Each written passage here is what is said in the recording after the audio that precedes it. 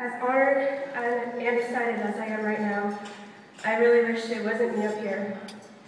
I wish I were sitting down with my friend, looking out here and watching my incredible friend and hero, Emily Hager, speaking. It's hard for me to believe it was only 2 years ago today that I first heard Emily speak at this very event. I remember that night, I was so moved to hear the story of this strong woman whose bravery all of us with CF can relate to. Oh, and did I mention I, like Emily, love surfing?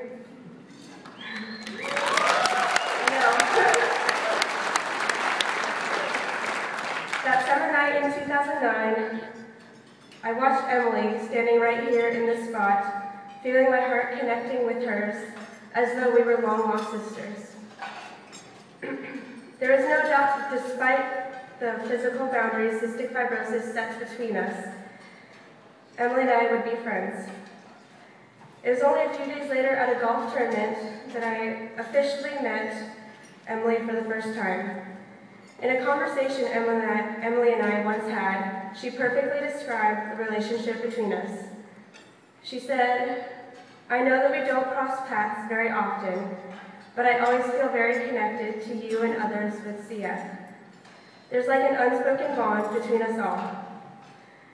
But while we all share a common bond, each of us with CF have our own story to tell.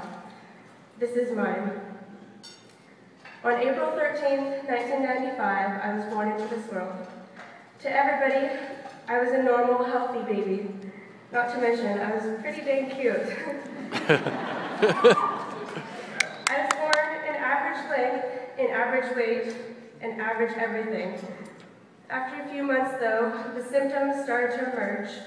I stopped gaining weight. At 4 months, I weighed the same amount as my CF-free sister did when she was born. The doctors diagnosed me with cystic fibrosis at the delicate age of 3 months old. For my entire life, I have fought the battle against cystic fibrosis. CF is a genetic disease that causes excessive amounts of mucus to accumulate in my lungs, pancreas, stomach, and sinuses. This mucus clogs up my organs and harbors bacteria, causing frequent lung infections to arise. While that may be the medical explanation for CF, this disease means so much more to me. Cystic fibrosis means hours of inhaled medications. It means handfuls of pills daily addressing several parts of my body. It means insulin shots for diabetes caused by CF and inhalers in hospital visits. It means a month missed of school, IV antibiotics, daily physical pain, and the need for extra calories. It means emotional stress, depression, and fighting for my life. This is my life. This is cystic fibrosis. In January 2010, I was particularly fed up with having CF. I had slacked off on some of my medications and had that teenage attitude that I was invincible. I only missed a few medications. What could that do to me? I've been taking meds for 14 years. A few missed doses would not make a difference. My mom, who's always on the ball, found out about this situation. We got into a fight, and I went to bed angry and resentful. Forget this, I thought. Who cares? As I lay on my bed in the pitch-black room, a light flooded inside, and I saw my mom standing in the doorway. "I just heard some bad news," she said. "Emily almost died last night. She's barely hanging on." At that moment, I felt so small. My attitude completely changed. This can't be happening, I thought. The next morning, after getting very little sleep, my mom and I wept in each other's arms, fearful of what CF could do to our precious Em. For the next 4 months, we followed Emily's progress via care pages, the hospital's online forum for patient updates. On the bad days, I remained hopeful. I knew Emily. I knew she could beat this. On the good days, my faith was renewed. CF could not do this to us. We were stronger than it. With faith and love, we would crush its attempts at hurting us.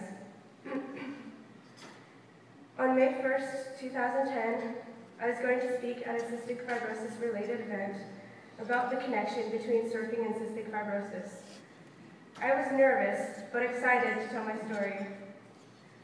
I checked care pages before getting ready to leave and saw that Emily had an extremely bad day. Her blood was filled with toxins and her body was failing. I couldn't do it. I couldn't talk about the very disease that was killing my mentor, my friend, and my sister. My mom said something that I'll never forget. Do it for Emily. So I did. I mustered all the strength within me to get onto the stage and share my story. I told people about CF, similar to how I am right now, and I asked them to please help us out. How about this small but mighty population of us fighting this disease? Save Emily, please, please, please. When I came home that night, I went straight to my computer and checked care pages. Emily was gone. Cystic fibrosis beat her. As devastated as I was so glad that I made the decision to speak that night for Emily. I surfed for the first time in 2007 and finally found out how it feels to find love at first sight, or first wave.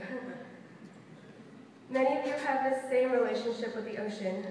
But what some of you may not know is how incredibly therapeutic it is for people with cystic fibrosis.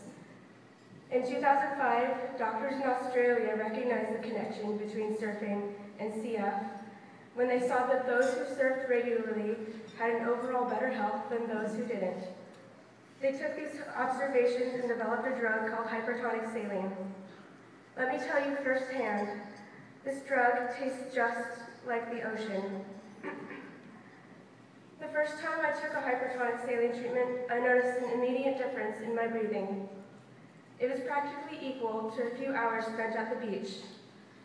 That's nice to have that beach feeling in my lungs, but not nearly as enjoyable as a few hours on a board in the middle of the vast ocean. Surfing essentially has the same effects as doing my treatments, but it is much more exciting and emotionally therapeutic than being stuck on the couch, hooked up to machines. When I paddle past those initial waves, the ones that leave me out of breath and exhausted, I feel the same airway clearance as the machine I use at home to loosen the mucus in my lungs. Once I push myself past the shore breakers, I take a quick break to catch my breath, to smell the cool ocean air, to feel my lungs slowly expanding with every inhalation of this natural treatment. My initial instinct is to cough the mucus that was once stuck in my airways out of my lungs. I see a wave in the distance and start paddling. My heart races and my lungs heave as I take the drop and go soaring through the ocean. I'm on top of the world. Nothing can bring me down. No pills, no treatments, no sickness or death. I am invincible, and then I wipe out. But no need to worry, it's just a great way to wash out my sinuses. With that wave, I have accomplished something great. I can be normal, I can be free. I'm so glad that we are recognizing Emily's heroes tonight, because Emily was my hero, and any hero of Emily's is certainly a hero of mine. Emily was one of the most amazing people I had the honor of knowing. Nothing in her life was taken for granted. Instead of being resentful of the hand she was dealt, she looked at each day as a gift. In the midst of the pain and suffering she went through, she kept a hopeful heart and never, ever gave up. She is the kind of person I strive to be like, because I know for a fact that Emily's life was one that was full of joy and enriched with love. To Emily, I love you so much, and I want you to know how much you have changed my life. Because of your support for this cause, we are getting closer to getting rid of this disease for good. 3 days ago was the 16-year anniversary of my diagnosis with CF. I must confess that I am so tired of this disease, so tired of losing my friends to this disease, and so tired of wondering how long of a life this disease will let me live. Because of you, though, the worry is beginning to fade and hope is shining through. Because of you, I have hope for my future, where my dreams will come true. That to me is the true definition of a hero. In her last speech, Emily said that if she could have one wish, it would be to have one day off, one glorious day free of the burdens of cystic fibrosis. If I could have one wish, it would be to have the rest of my life off, to cure this disease, to bring my friends in heaven back to this earth so we can all take a deep, beautiful breath of fresh air together. Thank you.